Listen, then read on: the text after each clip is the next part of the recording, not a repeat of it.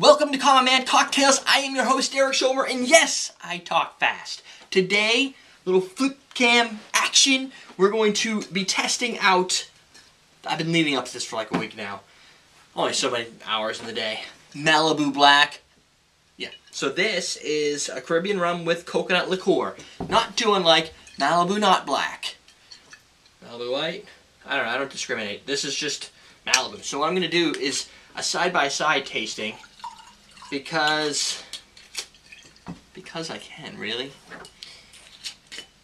And I've already added some water to these glasses. A little bit of water. Alright. So, I have never actually poured out of the Malibu Black before. That's kind of cool. It's not really black. It's Malibu Amber. Malibu Dark Copper. That's too long to say, so Malibu Black makes sense.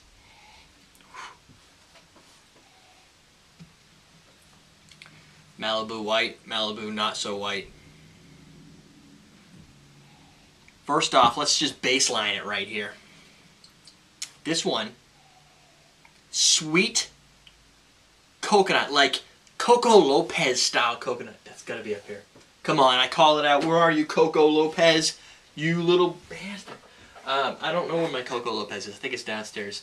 That is the creme de coco, or cream of coconut. I guess it's cream of coconut. It's what coconut doesn't actually taste like. It's like that sugary stuff. I use them for, it's not, my mind isn't working. Look, I'm even in business attire. I just got out of work. Did some short travels today. I went to Montpelier, Vermont this week. That's a 2.5-hour drive from New Hampshire to Vermont. I don't know what's. Oh, so I can't think of the. It's the blended drink. I'll keep working. Pina colada.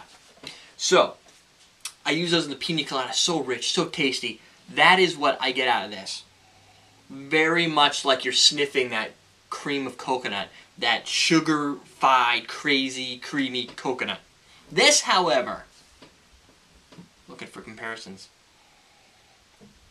This, not so much. This is like classic brown, amber. I guess so. There's some brown sugar. Sweet brown sugar, but not as sweet. Much more subtle coconut. Almost don't get it.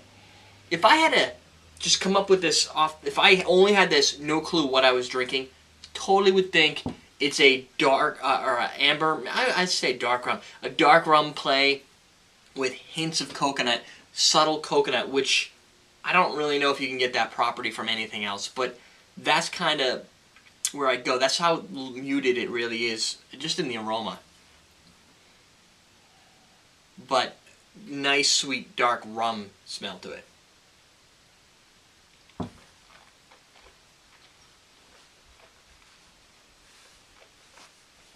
First sip of the day. Don't want to count that because it's really fiery. And for those that are tasting and they go, I don't know how you can sit down and drink straight alcohol like that. You would do what I just did and went, whoa, pass, no, keep it away. That is your problem. You have to understand that your face, your palate, your mouth, it's not really always ready for explosive alcohol. If you use mouthwash, same thing. My eyes might even water right away.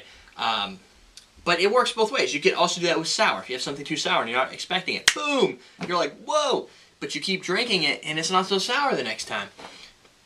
Same thing. You've just got to let it coat your mouth and let your taste buds and everything go, okay, we're ready, set. We're ready to go. Now you start tasting. Not before. And since this is at room temperature, it's going to be a little spicier on the heat anyway.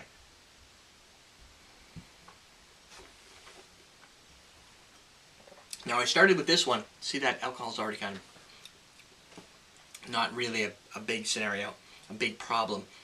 I like it. This now, once you taste it, you get similar properties to. I put all my rums away. Because I recorded last week, couldn't have stacks of this stuff. It reminds me of either Gosling's or I don't know, like a darker rum in that fashion. Not so much a blackstrap spice rum type thing, but more of a rum, drinker's rum flavor. But then you get that coconut, and there's no denying it's got a coconut additive, a coconut flavor to it. It's not just muted coconut. It's rich, but yet not too over-sweetified. Made that one up. Coconut flavor. This one,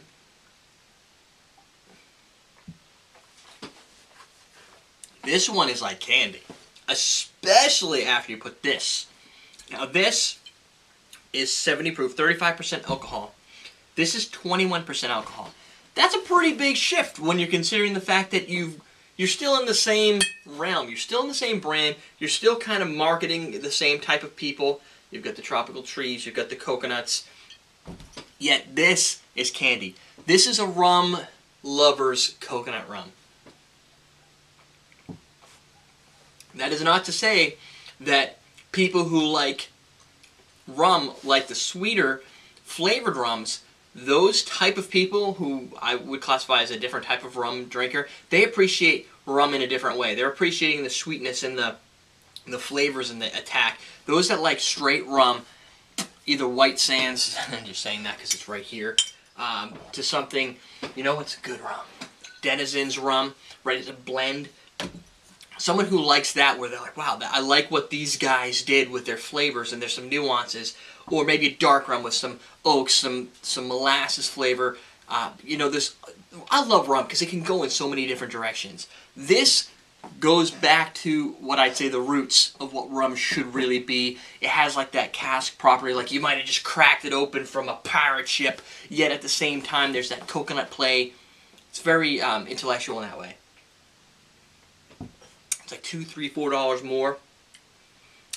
Definitely ends with a little bit more heat, more like a traditional rum would, where there's no hiding the fact that you're drinking a distilled beverage. You will probably find some level of alcohol flavor to it when at least drank straight at room temperature.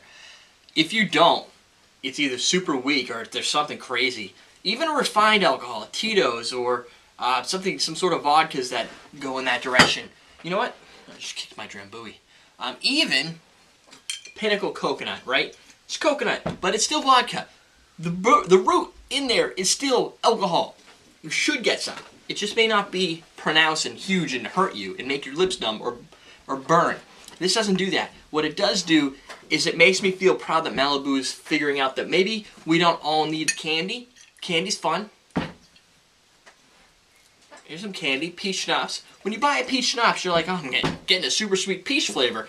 That's really what it is. It's sugar and sweetness. And the fact that there's alcohol there is actually a secondary, because you usually put it into a different spirit. Maybe some rum, maybe some vodka, maybe a bourbon. Champagne. Great in champagne. Peach schnapps and champagne. This is more for, and I don't want to say intellectual because that's stupid. Everybody who watches our show is an intellectual from my perspective on alcohol, because you're watching the show and you want to learn more and you're excited about it. This is exciting because it does that. It brings a little extra proof, brings down the sweetness, because I've always thought Malibu was just a little too sweet for me. And it brings some of its heritage, some of the rum flavor into the drink. This should be, in my personal opinion, what Malibu seeks to be in the future. Just like I think Captain Morgan should be black. You know, once you go back. The Captain Morgan Black has much more rich flavors. It still keeps its base heritage of the spiced rum. This still keeps its coconut, yet it's not right up in your face coconut. It's good in that way, and I think we as individuals are starting to expect more from these guys. We're not just expecting the candy. We're expecting some of, what do you have beyond your one linear trick?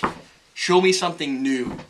You know, there's only so many times Jake the Snake Roberts could do a DDT before you're like, can you do something different? Throw the snake on the guy, for Christ's sake. You know, something there. You know, so you want to expand outwards. You want to be able to grow as an alcohol consumer. Otherwise, you probably wouldn't even be watching. You would have already stopped by now. And I'm sure there's at least 30% of our audience that has statistically stopped by now. But there you go. I think Malibu Black should be the baseline product. People who enjoy rum and enjoy coconut and want to bring those two things together, I think this is the product that will do that. It's just got a little bit of everything for everybody. If you're a straight rum drinker, give it a try, but you still may go back to your originals. If you love sweet candy, this is going to be where you're going to go. I think this is for the masses that want to do a little bit different. Question of the day, I have a question for everybody else to ask me. I've put out a question on facebook.com/cocktailtv, and I've been collecting the most common questions people have asked me. So my question is, do you have any questions for me? I didn't like to ask this, and I've been putting it off for a long time because some people see me as like the celebrity person. I'm a dude who has a real job, and I just record on a camera, and that doesn't make me a celebrity. But people have still considered asking me all kinds of questions. What do I do for a living? Am I an alcoholic? Am I drunk when I record? No. All kinds of crazy questions that are either, what's your favorite drink? What's your go-to drink? Do you like beer? You know, all these questions. Write them in the comments or wherever you're watching this video. I'm going to collect them, and I'm going to be doing videos probably Saturdays and Mondays off the show schedule to just bang through maybe 3 or 4 at a time and hopefully get through the whole list. But the bigger the list, the more video we get. So that's good for everybody, I guess. Me and my advertisers, and you, because you get your answers, hopefully.